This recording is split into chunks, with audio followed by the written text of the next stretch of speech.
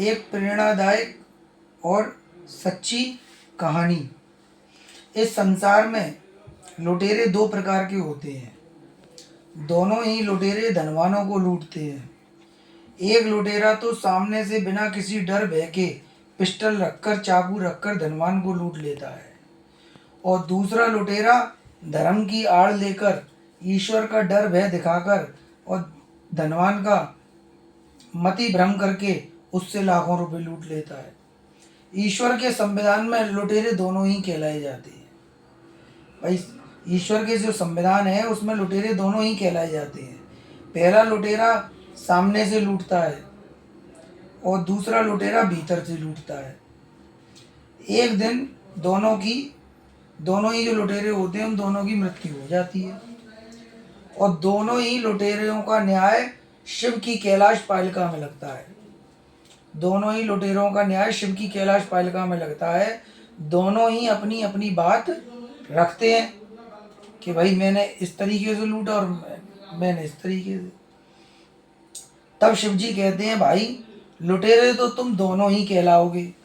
अब शिव जी की न्याय पालिका में शिव जी कहते हैं, भाई लुटेरे तो तुम दोनों ही कहलाओगे।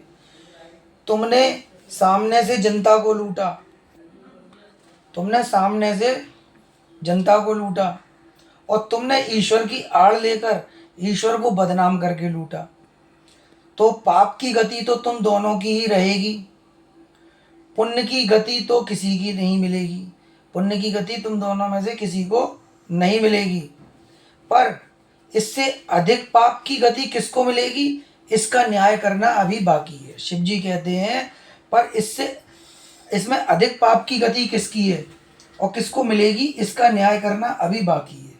तब शिव जी कहते हैं, इस पहले वाले ने तो यह स्वीकार कर लिया है कि हाँ मैं लुटेरा हूँ, और सारा संसार में भी यह लुटेरा घोषित हो गया। तो शिव जी कहते हैं, इसने सत्य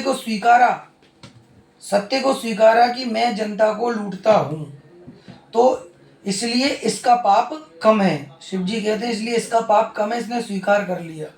पर अब जो दूसरा वाला था, जिसने जो ईश्वर का डर भय दिखाकर और मति को भ्रमित करके जनता को लूटता था, दूसरे वाले का बल्कि और सत्य को स्वीकारा और दूसरे वाले का, इसलिए इसका पाप कम है। पर तुमने, और फिर वे कहते हैं इसलिए घोषित हो गया, इसने सत्य को स्वीकारा कि मैं जनता को लुटे रहा हूँ, इसलिए इसका पाप कम है। पर तुमने कभी यह स्वीकार नहीं किया कि मैं लुटेरा हूँ। तुम लूटते रहे और तुमने कभी यह स्वीकार ही नहीं किया धर्म की आड़ लेकर कि मैं लुटेरा हूँ, बल्कि हमारी आड़, और ईश्वर शिव जी कह रहे हैं, बल्कि हमारी आड़ लेकर तुमने जनता को लूटा, और तूने हमको भी संसार में बदनाम कर दिया। तूने जनता को भी लूटा और हमको भी संसार में ईश्वर की आड़ लेकर बदनाम कर दिया। इसलिए तू उससे भी बड़ा लुटेरा है।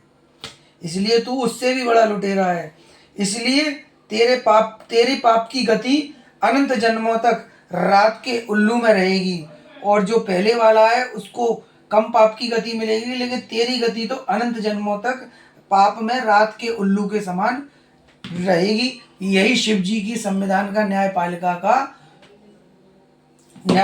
का उनका न्याय है।